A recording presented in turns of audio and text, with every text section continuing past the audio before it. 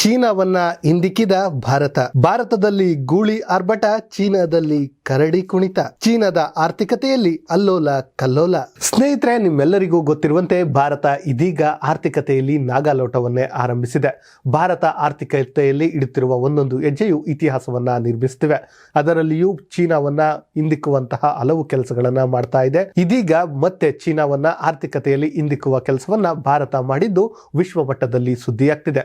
ಅಷ್ಟಕ್ಕೂ ಇದೀಗ ಭಾರತ ಚೀನಾವನ್ನ ಹಿಂದಿಟ್ಟಂತಹ ಕ್ಷೇತ್ರ ಯಾವುದು? ಅದಷ್ಟೇ ಅಲ್ಲದೆ ಇಡೀ ವಿಶ್ವಕ್ಕೆ ಚೀನಾಗಿನ್ನ ಭಾರತವೇ ಬೆಸ್ಟ್ ಅಂತಿರೋದ್ಯಾಕೆ? ಅದೆಲ್ಲವನ್ನ ನಿಮ್ಮ ಮುಂದೆ ತರುವಂತ ಕೆಲಸವನ್ನ ನಾವು ಮಾಡ್ತೀವಿ. ಹೌದು ಸ್ನೇಹಿತರೆ, ಇದೀಗ ಭಾರತ ವಿಶ್ವದ ಗಮನವನ್ನ ಸೆಳೆಯುತ್ತಿದೆ. ಭಾರತದ ಮೇಲೆ ವಿಶ್ವಾಸ ಮೂಡುವಂತೆ ಮಾಡ್ತಿದೆ. ಅದಕ್ಕೆ ಕಾರಣ ಭಾರತದಲ್ಲಿ ವಿದೇಶಾಂಗ ಹೂಡಿಕೆ ಹೆಚ್ಚಾಗುತ್ತಿದೆ. ವಿದೇಶದಿಂದ ಹರಿದು ಬರುವ ಹಣವೂ ಕೂಡ ಹೆಚ್ಚಾಗ್ತಿದೆ. ಚೀನಾಕ್ಕಿಂತ ಭಾರತ ಹೆಚ್ಚು ಬೆಸ್ಟ್ ಎನ್ನುವಂತಹ ಕೆಲಸವನ್ನ ಕೂಡ ಆಗ್ತಿದೆ. ಅದರಲ್ಲಿಯೂ ಕೋವಿಡ್ ನಂತರದ ಬೆಳವಣಿಗೆಯ ಬಳಿಕ ಭಾರತದ ಮೇಲಿನ ವಿಶ್ವಾಸ ಮತ್ತಷ್ಟು ಹೆಚ್ಚಾಗಿದೆ. ಅದಕ್ಕೆ ಬೆಸ್ಟ್ ಎಕ್ಸಾಂಪಲ್ ಅಂದ್ರೆ ಅದುವೇ ಇದೀಗ ಭಾರತದ ಷೇರು ಮಾರುಕಟ್ಟೆ ಹಾಂಗ್ಕಾಂಗ್ ಮಾರುಕಟ್ಟೆಗಿಂತ ಮುಂದೆ ಸಾಗಿರುವಂತಹದ್ದು. ಅದೇ ಕಾರಣಕ್ಕೆ ಇದೀಗ ಭಾರತವೇ ಬೆಸ್ಟ್ ಎನ್ನುತ್ತಿದೆ ವಿಶ್ವ. ಹೌದು ಸ್ನೇಹಿತರೆ, ಭಾರತದ ಷೇರು ಮಾರುಕಟ್ಟೆ ಇದೀಗ ಹಾಂಗ್ಕಾಂಗ್ ಅನ್ನ ಹಿಂದಿಕ್ಕಿ ಮೊದಲ ಬಾರಿಗೆ ಜಾಗತಿಕವಾಗಿ 4ನೇ ಅತಿ ದೊಡ್ಡ ಷೇರು ಮಾರುಕಟ್ಟೆಯಾಗಿ ಹೊರಹೊಮ್ಮಿದೆ. ಇತ್ತೀಚೆಗೆ ಬ್ಲೂಮ್ಬರ್ಗ್ ಮೀಡಿಯಾ ನೀಡಿರುವ ವರದಿಯ ಪ್ರಕಾರ ಭಾರತೀಯ ಸ್ಟಾಕ್ ಎಕ್ಸ್ಚೇಂಜ್ ಪಟ್ಟಿಯಲ್ಲಿ ಸೋಮವಾರದ ಮುಕ್ತಾಯದ ವೇಳೆಗೆ 4.33 ಲಕ್ಷ ಕೋಟಿ ಡಾಲರ್ ಅನ್ನ ತಲುಪಿದೆ. ಆಗ 4.29 ಲಕ್ಷ ಕೋಟಿ ಡಾಲರ್ ಅನ್ನ ತಲುಪಿದೆ.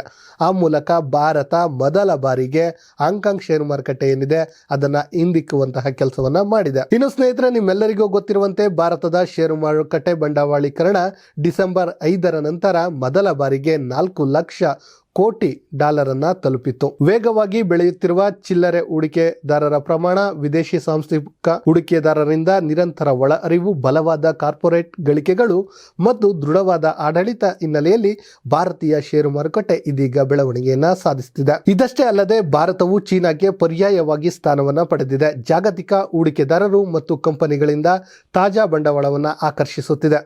ದೇಶದ ರಾಜಕೀಯ ಸ್ಥಿರತೆ, ವೇಗವಾಗಿ ಬೆಳೆಯುತ್ತಿರುವ ಬಳಕೆ ಚಾಲಿತ ಆರ್ಥಿಕತೆ ಇದಕ್ಕೆ ಕಾರಣವಾಗಿದೆ. 2023ರಲ್ಲಿ ಭಾರತೀಯ ಷೇರುಗಳಲ್ಲಿ ಸ್ನಾತಕೋತ್ತರ ನಿಧಿಗಳು 2023ರಲ್ಲಿ ಭಾರತೀಯ ಷೇರುಗಳಿಗೆ ಸ್ನಾತಕೋತ್ತರ ನಿಧಿಗಳು 21 ಶತಕೋಟಿಗೂ ಹೆಚ್ಚು ಡಾಲರ್ ಹರಿದು ಬಂದಿದೆ. ದೇಶದ ಬೆಂಚ್ ಮಾರ್ಕ್ ಅಂದ್ರೆ BSE ಸೆನ್ಸೆಕ್ಸ್ ಏನಿದೆ ಅದು ಸತತ 8ನೇ ವರ್ಷ ಕೂಡ ಲಾಭವನ್ನ ಗಳಿಸಿದೆ. ಮತ್ತೊಂದೆಡೆ ಹಾಂಗ್ಕಾಂಗ್ ಮಾರುಕಟ್ಟೆ ಕುಸಿದಿದೆ. ಅಲ್ಲಿ ಚೀನಾದ ಕೆಲವು ಅತ್ಯಂತ ಪ್ರಭಾವಶಾಲಿ ಮತ್ತು ಹೊಸ ಕಂಪನಿಗಳನ್ನ ಪಟ್ಟಿ ಮಾಡಲಾಗಿದೆ.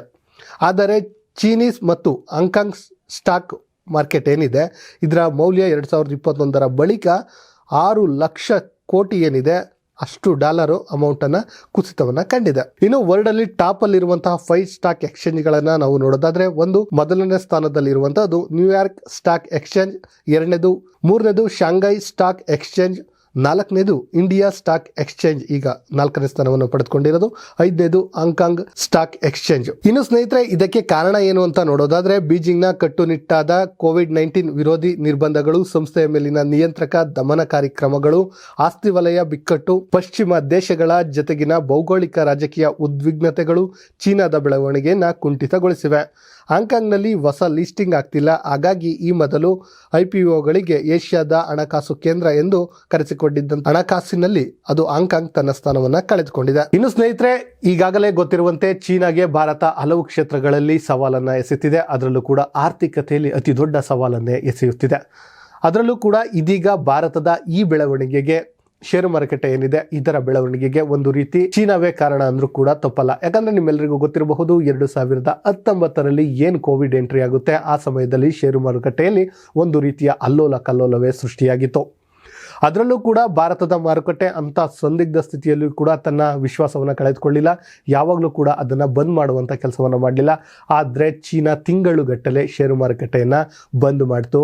ಯಾರಾದರೂ ಇನ್ವೆಸ್ಟ್ ಮಾಡಿದರೆ ಅದನ್ನು ವಾಪಸ್ ತೆಗೆದುಕೊಳ್ಳೋಕ್ಕೂ ಆಗಲಿಲ್ಲ, ಮತ್ತೆ ವಾಪಸ್ ನೀಡೋದಕ್ಕೂ ಆಗಲಿಲ್ಲ. ಅದೇ ಕಾರಣದಿಂದ ಅಲ್ಲಿನ ವಿಶ್ವಾಸ ಏನಿತ್ತು, ಚೀನಾದ ಮೇಲಿನ ವಿಶ್ವಾಸ ನಿಧಾನವಾಗಿ ಕಡಿಮೆ ಆಯಿತು.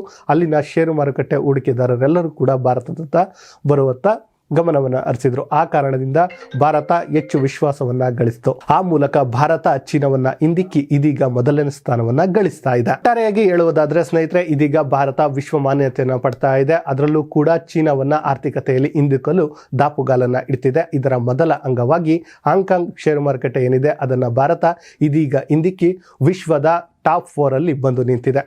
ಇಂತಹದ್ದೇ ಸುದ್ದಿಗಾಗಿ ಸದಾ ನೋಡ್ತಾ ಇರಿ ಲಯನ್ ಟಿವಿ ಕನ್ನಡ.